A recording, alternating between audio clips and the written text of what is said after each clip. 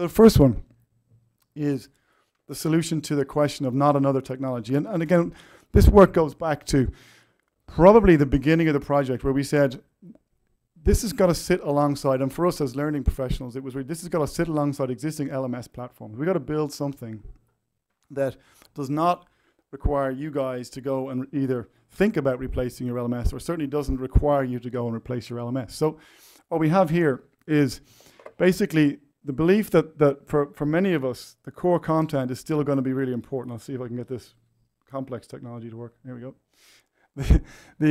The core content, I think for most of us, is still going to be really critical here, okay, particularly in a compliance industry.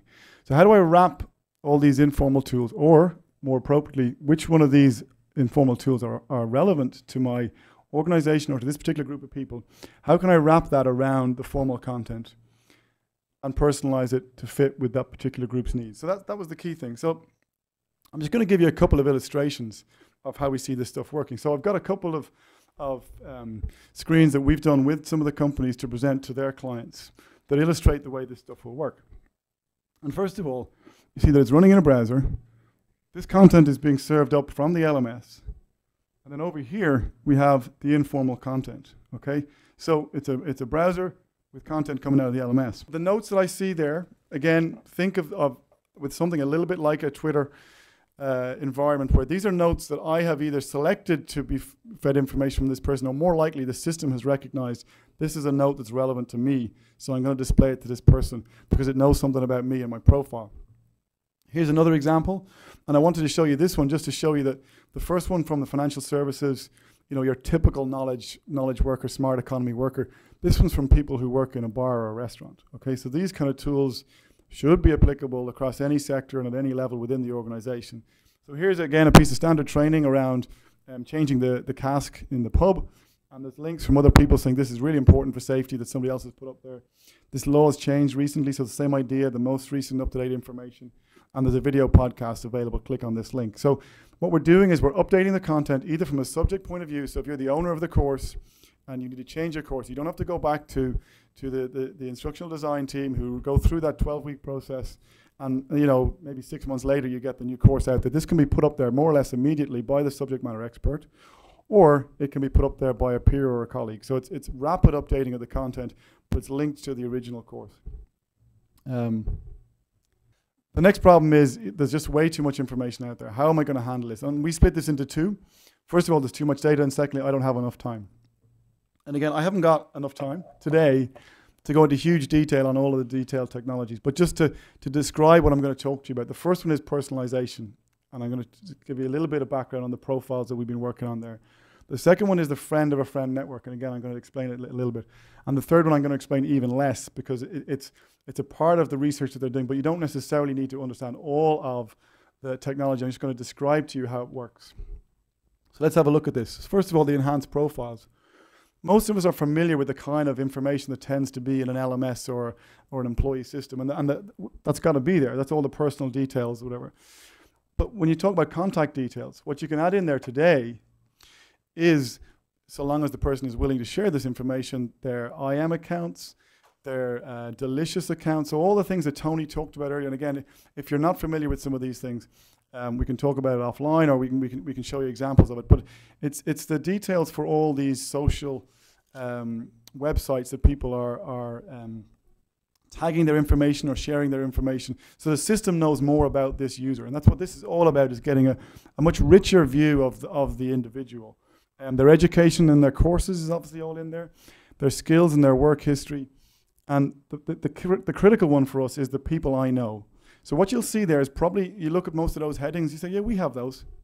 But how many of them are all being used by your learning platform at the moment to filter content so the right stuff is delivered to the person? Probably not as many as you would like, and that's where we focus on, is trying to get all this rich information out of your systems and then use that to get the right stuff to the user. And the people I know is the critical one, okay, because that comes into the whole sort of social network area. And hands up, those of you who are on LinkedIn. Okay, so that's a pretty good representation of the audience. What you probably don't know is it's all based around technologies like friend of a friend, okay? So what that means is So I know somebody, obviously, but then they know somebody else. And the really rich information may not be in the people that I know directly, but the people who are friends of a friend of mine, okay? And that's where all this stuff starts to get really powerful, because I ask a question, not to Garrett, who I could do that with an email or a phone call, but I ask that question and somebody who I don't know that Garrett knows has the answer for me, and it comes back to me real quick. So that's where this whole friend of a friend network, and that's the same concept behind LinkedIn and pretty much all of these, Facebook and all these social networking sites, is based around this idea of a friend of yours is a friend of mine. And what level of trust then? So if I trust Garrett, well, probably 70 or 80%, okay, and he trusts somebody 70 or 80%, I've probably got a pretty good assessment of how much I can trust that person. And equally, if Garrett only trusts about 10%, I'm probably like, well, you know what? I really trust Garrett's opinion, and he's only got this person. I'm not necessarily going to go with this guy's view of the world because I value Garrett's view. So that whole idea of trust and identity is a critical part of these networks. So what might this look like? And we talked about earlier about a Google-like search. So this is, again, just a simple view of a personalized view of both formal and informal content. So it's all in one place. So I search for something, and what I get is a list of courses from the LMS, some video clips, some documents. We talked earlier about some people, the document may be the most appropriate form for them versus somebody wants to watch a video clip. Down the right, I have the notes. Again, I'm not going to dwell on them all, but these are notes that I've left for myself or other people have left for me. But if I was to think about, so how is it making it any easier for me? It's when I filter based on new items for me or me and my friends, okay? So again, it is about getting by with a little help from your friends. This is about my social network is going to help me to solve my problem, okay? So what I'm showing you here is somewhere where I could choose filter this by notes from my friends, and then what comes up with the video clip. If you look to the right of the video clip, there's some notes. Ignore the fact that they're all actually by me in this example. I should have changed these. But think more that this is a piece of video that is 10 minutes long. This is Jay Cross and Informal Learning. If you're interested in it, it's quite interesting. But to be honest, it's not 10 minutes interesting. Okay, so what I've done is I've picked out about 3 or 4 pieces of the video clip that are most relevant to me. And I could send that round, say, to the other CEOs and say, guys, have a quick look at this, because for the meeting we're having next week, these are the things you need to look at. And what comes up for them is the video clip, but see those little 3 links? They click on each of those links that I've embedded in that video clip, and it'll just run the bits that I think are relevant to them. And I can say, watch this and think about, in this clip he talks about, it's like the Salesforce.com for learning, right? So say I put the note in there, I say, think Salesforce and e-learning. That's my note. The guys click on it, they get the video, and they jump in at 7 minutes and 28 seconds when he starts talking about Salesforce.com for learning. I know none of those CEOs would have watched the 10 minutes. They might have watched the first couple of minutes because I suggested it to them, but then something's going to happen and they're going to leave it and they're going to forget about it. Whereas if they can go in there quickly and within literally, say, 2 minutes, have seen the bits that are relevant, it's going to be a much more effective use of their time. So again, that's the goal. It's using the technologies, but more importantly, using the social network to help people get the right stuff at the right time.